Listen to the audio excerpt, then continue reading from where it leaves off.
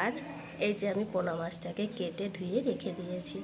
তো আমি এগুলো কেটে নিই, মাছ টাছগুলো মানকচু টচুগুলোকে কেটে নিই, মশলাপাতিগুলো করে নিই, তারপরে আবার দেখাচ্ছি। মানকচুটাকে আমি এই যে ছোট ছোট করে কেটে নিয়েছি।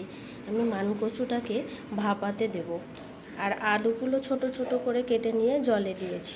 এটা আর ভাপাতে দেব না, কারণ এমনি তরকারিতে কষে নিয়ে দিয়ে দিলে সিদ্ধ হয়ে যাবে। তো এটা জলের মধ্যে রেখেছি। আর মানকচুটা আমি ভাপাতে বসাবো, তার জন্য জল বসিয়েছি। আর এর মধ্যে সামান্য একটু লবণ দেব। আর মানকচুগুলো এবার এর মধ্যে আমি দিয়ে দেব। তো মানকচুগুলো এর মধ্যে দিয়ে দিয়েছি এক এক করে সবটা।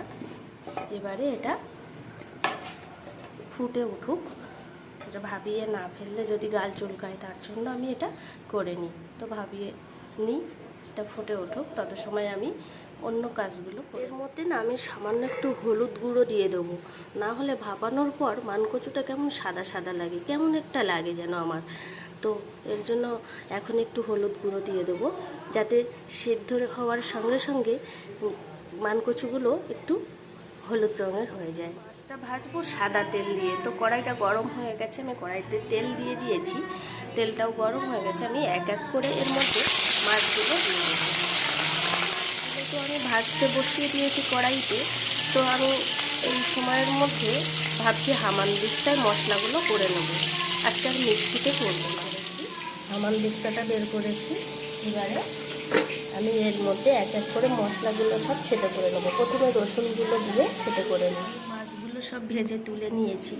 কড়াইতে এখনও তেল আছে, তো আমি আলুটা যে জলের মধ্যে ভিজিয়ে রেখেছিলাম কেটে, সেটাকেই আমি এর মধ্যে দিয়ে ভেজে নেব। বলছিলাম মাছ ভাজতে ভাজতে যে আমি মশলাগুলো আজকে হামানদিস্তায় করবো। আমার নড়াটায় একটু সমস্যা হয়ে গেছে, তো নড়ায় আমি বাটতে পারছি না। বাটা মশলাটাই আমার বেশি ভালো লাগে। আমি দেখে এসেছি তো বরাবর আমার মাকেও মশলা বেটেই রান্না করতে। তো নড়াটা সমস্যার কারণে আমাকে কখনো মিক্সিতে করতে হচ্ছে, কখনো হামানদিস্তায়। তো আমি সব থেতো করে নিয়েছি, রসুনটা থেতো করে নিয়েছি, আদাটা থেতো করে নিয়েছি, কাঁচা লঙ্কাটাও থেতো করে নিয়েছি। আলুটা ভেজে নেওয়ার পরেও কড়াইতে একটু তেল ছিল, এর মধ্যে আমি রসুন থেতোটা দিয়ে দেবো। রসুনটা একটু বাদামি রঙের হয়েছে, এর মধ্যে আমি পেঁয়াজ কুচিটা দিয়ে দেবো। আদা থেতো করে দিলে কি হয়, একটু মুখে বাঁধে, তো বেশ ভালো লাগে। তো এবার আমি দিয়ে দিলাম আদা থেতোটা। দিয়ে দেবো পরিমাণ মতো লবণ, আর দিয়ে দেবো এর মধ্যে আমি পরিমাণ মতো হলুদ গুঁড়ো। আলুটা আমি ভেজে ভাপিয়ে রেখেছিলাম, মানকচুটা তার মধ্যে রেখেছিলাম। এবার আমি এর মধ্যে এটা দিয়ে দেবো। দিয়ে আমি সব রকম মশলাপাতির সঙ্গে কষিয়ে নিয়েছি। এবারে আমি এর মধ্যে দিয়ে দেবো সেই কাঁচা লঙ্কাটা বেটে রেখেছিলাম থেতো করে, সেটা দিয়ে দেবো। না হলে না এই কাঁচা লঙ্কার দানাগুলো খেলে পেটের ভিতরে জ্বালা করে, ওই জন্য একটু থেতো করে নিলে কি হয়, জিনিসটা অনেকটা সিদ্ধ হয়ে যায়। একটু দিয়ে ভালো করে ভেজে নিয়েছি। এর মধ্যে এবার আমি পরিমাণ মতো জল দিয়ে দেবো।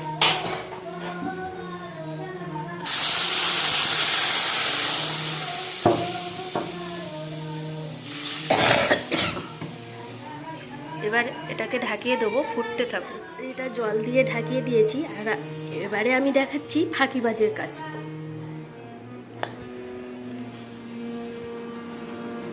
এই হলো আমার ছেলে, যে রেওয়াজ করতে বসেছে। ওই যে রেওয়াজ করতে বসে প্রত্যেক দিন সকালবেলা। তো আমাদের রান্নাটা সকালেই হয়, আর আমার ছেলেকে সকালে রেওয়াজ করতে বসাই। এই যে রেওয়াজ করছে, রেওয়াজ করার নামে ফাঁকিবাজি। আর বাবা গেছে জল আনতে, ব্যাস এই সুযোগ। জিরে মরিচটা আমি আগে থেকে ভেজে গুঁড়ো করে রেখেছিলাম, তো সেটা এবার এখানে দিয়ে দেবো। এবারে আমি এক এক করে মাছের পিসগুলো এর মধ্যে দিয়ে দেবো। জিরে মরিচের গুঁড়োটা দিয়ে দিয়েছি, ফুটছে। মাছের পিসগুলো তো আমি তরকারির মধ্যে দিয়ে দিয়েছি, তরকারিটা কি সুন্দর ফুটছে। এবার আমি মিট মশলা দিয়ে নামিয়ে নেব। তো আমার তরকারি হয়ে গেল। তরকারিটা পোনা মাছ দিয়ে মানকচু ঝোল তরকারিটা আমার রেডি। এবারে আমি এই মাছের যে ডিমটা ছিল সেটা দিয়ে শাক ভাজা গরম হয়ে গেছে, এর মধ্যে আমি সাদা তেল দিয়ে দিয়েছি। এবারে আমি দিয়ে দেবো রসুন ছাড়িয়ে থেতো করে রেখেছিলাম সেটা। দিয়ে দেবো পেঁয়াজ কুচিগুলো। এবারে আমি এর মধ্যে দিয়ে দেবো সেই ডিমটা, মাছের যে ডিমটা হয়েছিল সেটা, আর দিয়ে দেবো কাঁচা লঙ্কা। ডিমটা কড়াইতে দিয়ে আদা ভাজা মতো করে দিয়েছি। এবারে আমি এর মধ্যে দিয়ে দেবো শাকটা, শাক কেটে রেখেছিলাম, ওর মধ্যে অল্প একটু আলু কুচিয়ে দিয়েছিলাম, সেটার মধ্যে দিয়ে দেবো পরিমাণ মতো লবণ। আমার এই শাকটা ছিল গাঁধামণি শাক, হ্যাঁ, কচি কচি একদম সবে হয়েছে।